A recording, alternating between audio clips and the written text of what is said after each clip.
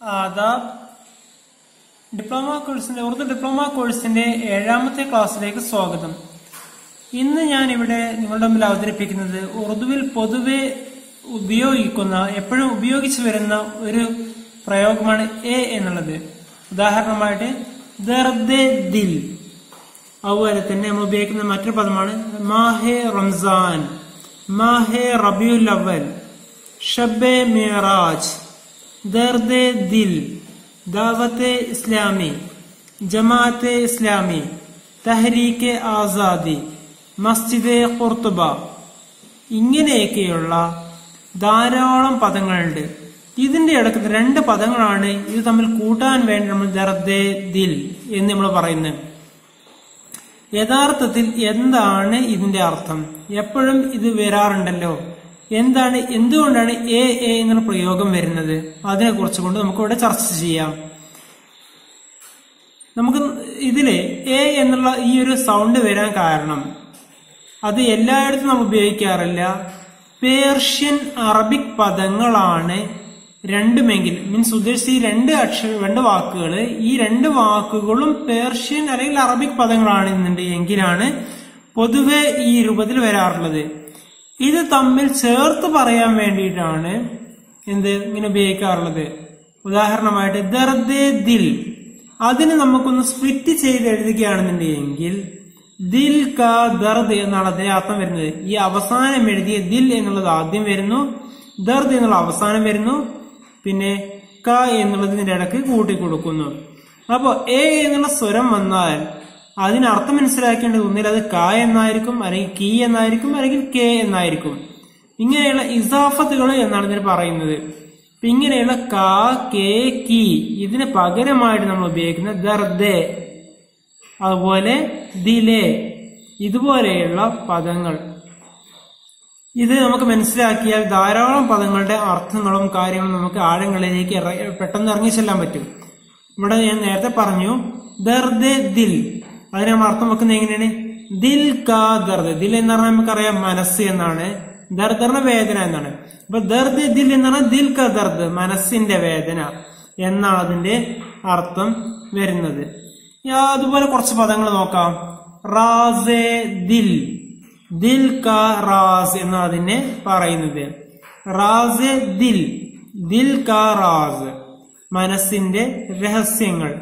മൗജെ ദരിയ, ദരിയ കാ മൗജ്, നദിയിലെ തിരമാലകൾ. മൗജറ തിരമാല, ദരിയ നദി, ദരിയ കാ മൗജ്.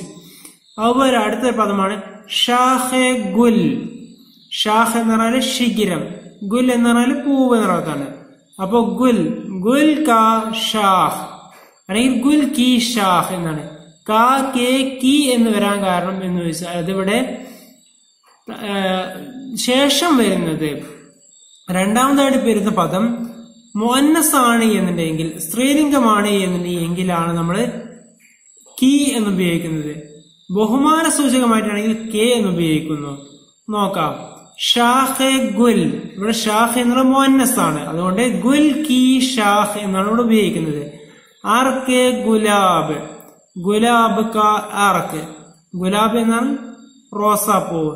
അപ്പൊ അതിന്റെ ആ ഒരു ഗന്ധം, അതിന്റെ ആ ഒരു നീര് നടത്തുന്നതാണ് അർക്ക് എന്ന് ഉപയോഗിക്കുന്നത്. ആർക്കെ ഗുൽ, ഗുലാബ്. അതുപോലെ അടുത്ത് നോക്കാൻ നമുക്ക് പരിചയമുള്ള ഒന്നാണ് ഷമ്മെ മഹ്ഫിൽ. മഹ്ഫിൽ എന്ന് പറഞ്ഞാല് സദസ് എന്നാണ്. ഷമ വിളക്ക്. അപ്പൊ ഷമ മഹ്ഫിൽ എന്ന് പറഞ്ഞാൽ മഹ്ഫിൽ കാ ഷമ, മഹ്ഫിൽ കാ ചിറാഗ്. ഉപയോഗിക്കുന്ന പദമാണിത് മഹ്ഫിലെ മീലാദ്. മീലാദ് മഹ്ഫിൽ എന്ന് ഉപയോഗിക്കാറുണ്ടല്ലോ അത്. അതുപോലെ മഹ്ഫിലെ അദബ്, സാഹിത്യ ചടങ്ങുകൾ എന്നുള്ളത്. ബസ്മെ അദബ്, ഇവിടെയൊക്കെ നമ്മൾ ഉപയോഗിക്കുന്നത് എ എന്നുള്ളതിന് ഇവിടെ ഈ രൂപത്തിലാണ്, ഈ ഇസാഫത്താണ് നമ്മൾ കൊടുക്കുന്നത്. താഴെ ഒരു കസ്ര എന്ന് പറയുന്നത് അറബിയില്. അതുപോലെ മഹ്ഫിലെ ഷമ എന്ന് നമ്മൾ ഷമ മഹ്ഫിൽ എന്ന് പറഞ്ഞ ഷമ മഹ്ഫിൽ എന്ന് പറഞ്ഞല്ലോ, അതിനെ ഇങ്ങനെ എഴുതിയിട്ട് മഹ്ഫിൽ കി ഷമ എന്നാണ്, ഈ രൂപത്തിലാണ് അതിന് അർത്ഥം വെക്കേണ്ടത്. അടുത്തൊരു പദമാണ് ഇത്ലാ ആം എന്ന് വെച്ചാൽ ആം കി ഇത്ലാ എന്നുള്ളതാണ്. മീൻസ് പബ്ലിക്കിന് വേണ്ടിയിട്ടുള്ള, പൊതുജനത്തിന് വേണ്ടിയിട്ടുള്ള വിളംബരം. അടുത്ത് നോക്കാം ബീമാരിയെ ദിൽ. ദിൽ കി ബീമാരി എന്നതിനെ നമുക്ക് അർത്ഥം വെക്കാം. കാരണം ബീമാരി എന്നുള്ള ഒരു യാ ഇവിടെ അവസരം വന്നിട്ടുണ്ട്. അപ്പൊ മുഅന്നസാണ് വരിക. പിന്നെ ഖൂബിയെ ഖിസ്മത്ത്, ഖിസ്മത്ത് കി ഖൂബി ഇവിടെ യാ വന്നിട്ടുണ്ട്. അതുകൊണ്ടാണ് കുർസിയെ സദാറത്ത്, സദാറത്ത് കി കുർസി, സദാറത്ത് എന്നാണ് അധ്യക്ഷത, അധ്യക്ഷ പദവി. അതിനാണ് നമ്മൾ സദാറത്ത് കി കുർസി എന്ന് നമ്മൾ പറയുന്നത്. ഇതുപോലെ ധാരാളം പദങ്ങളുണ്ട് ഉറുദുവിൽ കോമൺ ഉപയോഗിക്കുന്നത്. നഗ്മയെ ഷാദി, ഷാദി കാ നഗ്മ എന്നാണ്. ഷാദി കല്യാണം, നഗ്മ അവിടെ ഉണ്ടാകുന്ന പാട്ടുകൾ. അപ്പൊ നഗ്മയെ ഷാദി. അടുത്താണ് ഖത്രയെ ഖൂൻ, ഖൂൻ കാ ഖത്ര, ഖൂൻ കാ ഖത്ര. ജസ്ബയെ ദിൽ, ദിൽ കാ ജസ്ബ, ദിൽ കാ മനസ്സിന്റെ ആ ഒരു ജസ്ബ, ജസ്ബാത്ത് അതിനെയാണ്. അടുത്ത് നോക്കാം. രാഹെ വഫ, വഫ കി രാഹ്, രാഹ് എന്നുള്ള മുഅന്നസാണ്. അതുകൊണ്ടാണ് വഫ കി രാഹ് എന്ന് വന്നത്. മാഹെ നൗ, പുതിയ മാസം എന്ന് പറയുന്നത് നൗ എന്നാണ്, പുതിയ എന്നുള്ളതാണ്. മാഹെ നൗ പുതിയ മാസം, പുതുമാസം എന്ന അർത്ഥത്തിൽ ഉപയോഗിക്കുന്നതാണ്. ഷേ ലത്തീഫ്, ലത്തീഫ് കി ഷേ എന്ന് നമുക്ക് പറയാം. അടുത്ത് നോക്കാം. സദായെ വതൻ, വതൻ കി സദാ, വതൻ കി ആവാസ്, ഈ അർത്ഥത്തിലാണ് നമ്മളത് ഉപയോഗിക്കുന്നത്. ഇനി അടുത്ത് നോക്കാം. റാസെ ദിൽ, സീക്രട്ട് ഓഫ് ദി ഹേർട്ട്. അപ്പൊ ദിൽ കി റാസ്, ദിൽ കാ റാസ് എന്ന് നമുക്ക് തന്നെ പറയാം. അടുത്താണ് ബീമാരി ദിൽ, ദിൽ കി ബീമാരി. അടുത്ത മൗജെ ദരിയ, വേവ്സ് ഓഫ് ദി റിവർ. ഖൂബിയെ ഖിസ്മത്ത്, ഫോർച്യൂൺ ഭാവി അല്ലെങ്കിൽ സൗഭാഗ്യം. ഖൂബിയെ ഖിസ്മത്ത് ഭാഗ്യം നന്നായി എന്നൊക്കെ പറയല്ലോ. ഷാഹെ ഗുൽ, ഗുൽ കി ഷാഹ്. കുർസിയെ സദാർ, സദാർ കി കുർസി. ആർക്കെ ഗുലാബ്, റോസ് എസൻസ്. നഗ്മയെ ഷാദി, ഷാദി കാ നഗ്മ.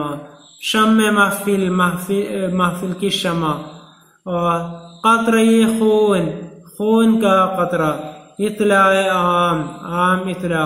और जज्बे दिल, दिल का जज्बा. ഈ രൂപത്തിലൊക്കെ ഉള്ള പദങ്ങൾ ധാരാളമായിട്ട് നമ്മൾ ഉറുദുവിൽ ഉപയോഗിക്കുന്നുണ്ട്. ഇനി നമുക്ക് നോക്കാം.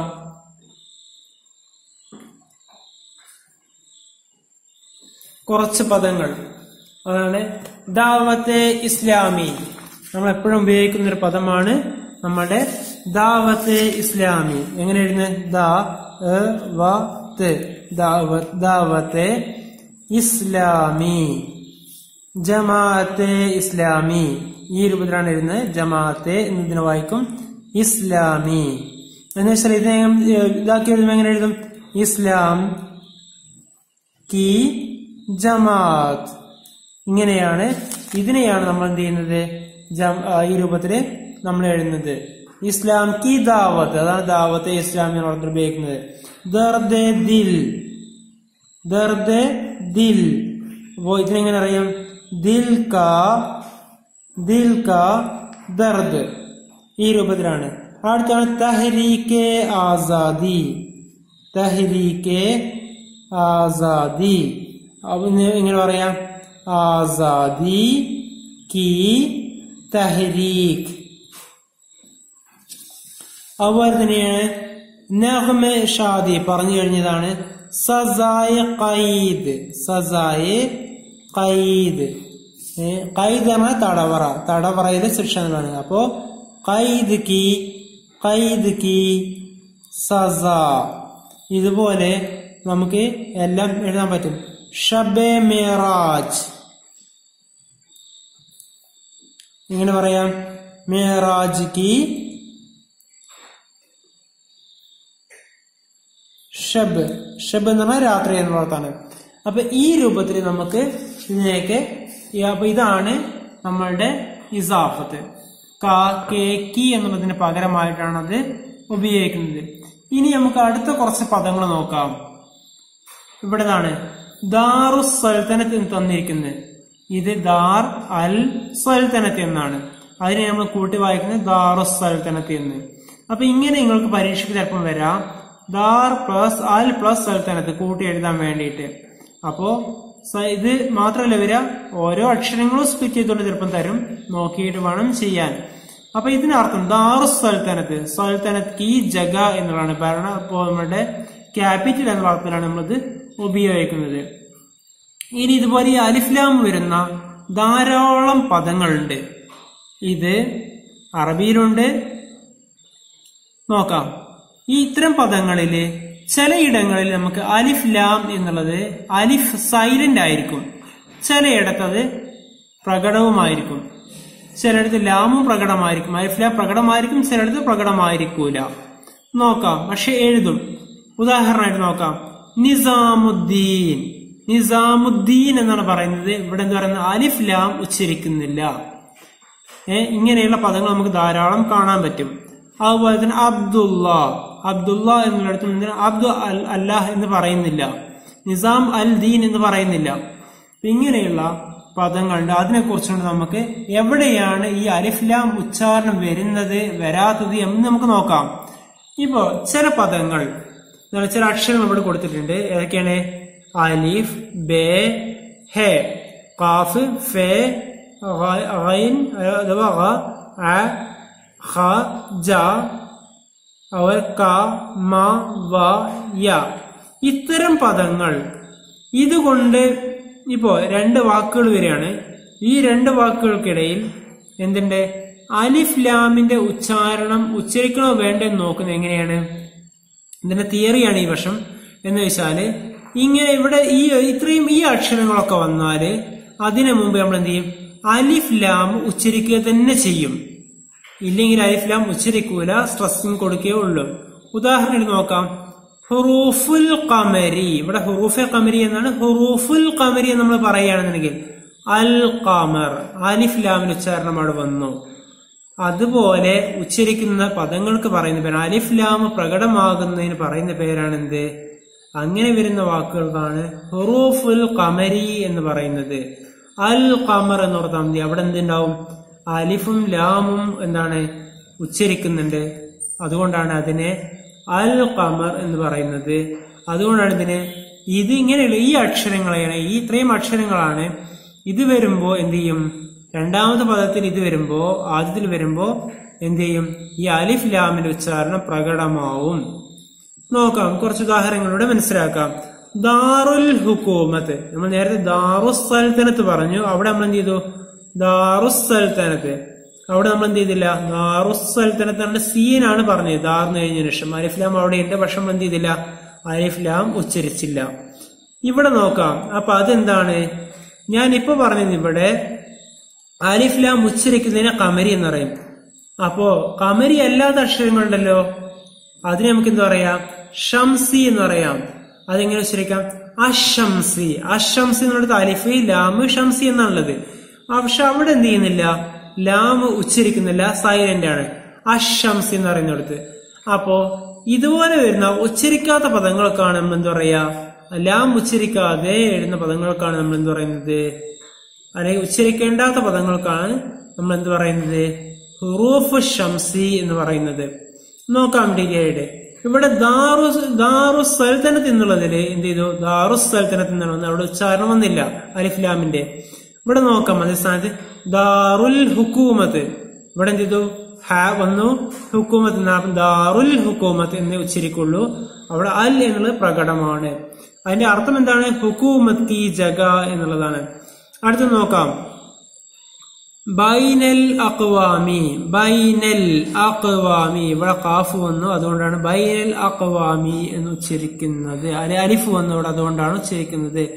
ഈദുൽ ഫിത്തർ, ഈദുൽ ഫിത്തർ. ഇവിടെ ഫ എന്ന അക്ഷരം വന്ന് അലിഫ് ലാമിന് ശേഷം, അതുകൊണ്ടാണ് ഈദുൽ ഫിത്തർ എന്ന് പറയുന്നത്. അതുപോലെ തന്നെ ബിൽ ആഖിർ, ബിൽ ആഖിർ ഇവിടെയും ഉച്ചരിച്ചു. ബിൽ ഇരാദ ഇവിടെയും ഉച്ചരിച്ചു. ബിൽ കുൽ. അടുത്താണ് നമ്മൾ അബുൽ കലാം, ഇവിടെയും ഉച്ചാരണം വരുന്നുണ്ട്. അപ്പൊ ഇതൊക്കെ എന്താണ്? ഹുറൂഫുൽ ഖമരിയാണ്. ഹത്തൽ ഇംകാൻ, ഇവിടെയും എന്താണ്? ഖമരിയാണ് പദങ്ങൾ. അടുത്ത് നോക്കാം. ഇവിടെ നിസാമുദ്ദീൻ, നിസാം അൽ ദീൻ എന്ന് പറയുന്നില്ല, നിസാമുദ്ദീൻ എന്നാണ് പറയുന്നത്. ഇപ്പൊ എന്താണ്? ഷംസിയാണ്. ഹത്തൽ ഇംകാൻ ഏതാണ്? ഖമരിയാണ്. അബ്ദുള്ള ഷംസിയാണ്. ബൈനൽ അഖ്വാമി ഖമരിയാണ്. ഈദുൽ ഫിത്തർ ഖമരിയാണ്. ദിൽ ആഖിർ ഖമരിയാണ്. ദിൽ ഇരാദ ഖമരിയാണ്. ദിൽ കുൽ ഖമരിയാണ്. അപ്പൊ ഈ രൂപത്തിലുള്ള ധാരാളം പദങ്ങൾ വരും. ചിലയിടത്ത് അലിഫ് ലാം ഉച്ചാരണം ഉണ്ടായിരിക്കും. അതേ സ്ഥാനത്ത് ചിലയിടങ്ങളിൽ നമുക്ക് എന്ത് കാണൂല, അലിഫ് ലാമിന്റെ ഉച്ചാരണം നമുക്ക് കാണാൻ സാധിക്കുകയില്ല.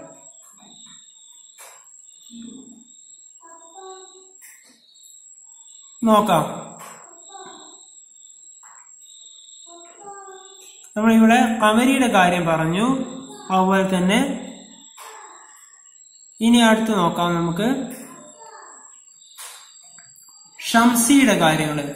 ഷംസിയുടെ കാര്യങ്ങൾ എന്ന് പറഞ്ഞാൽ ഇതാണ്. ഈ രൂപത്തിൽ ഈ അക്ഷരങ്ങളൊക്കെ വരുമ്പോഴാണ് അതിന്റെ ഉച്ചാരണം വരാതിരിക്കുന്നത്. ഏതൊക്കെയാണ്? ത ത അഥവാ തെ, ത, ദ, സ, ഷ, സ, സ്വ, സ, സ, സ, സ്വ, ല, റ, ന. ഇത്രയും അക്ഷരങ്ങൾ നമ്മൾ ഉച്ചരിക്കുമ്പോഴാണ്, ഇത്രയും ഈ ഹർഫുകൾ വരുമ്പോഴാണ് നമ്മൾ എന്ത് ചെയ്യുന്നത്, ഈ ഒരു ഉച്ചാരണം ശരിക്കും നടത്തുന്നത്. ഏത്? അലിഫ് ലാമിന്റെ ഉച്ചാരണം. നമ്മൾ നേരത്തെ പറഞ്ഞു ദാറുൽ സൽത്തനത്ത് അല്ലെ, ദാർ അൽ സൽത്തനത്ത് എന്നാണ്. പക്ഷെ വായിക്കുമ്പോൾ എന്തേ വായിക്കുള്ളൂ? ദാറുസ് സൽത്തനത്ത് എന്നേ വായിക്കുള്ളൂ. നിസാമുദ്ദീൻ അവിടെ എന്തേ ഉള്ളൂ? ഈ രൂപത്തിലാണ്. അപ്പൊ ഇതാണ് നമ്മളുടെ ഹുറൂഫ് ഷംസിയും ഹുറൂഫുൽ ഖമരിയും തമ്മിലുള്ള വ്യത്യാസം. ഹുറൂഫുൽ ഖമരി എന്ന് പറഞ്ഞാൽ നമ്മൾ എന്ത് ചെയ്യുന്നത്, ആ അലിഫ് ലാമിന്റെ ഉച്ചാരണം തീർച്ചയായിട്ടും ഉണ്ടായിരിക്കുന്നതാണ്. അതേ സമയത്ത് ഷംസിയാണെന്നുണ്ടെങ്കിൽ അവിടെ അതിന്റെ ഉച്ചാരണം, അലിഫ് ലാമിന്റെ ഉച്ചാരണം ഉണ്ടായിരിക്കുന്നതല്ല.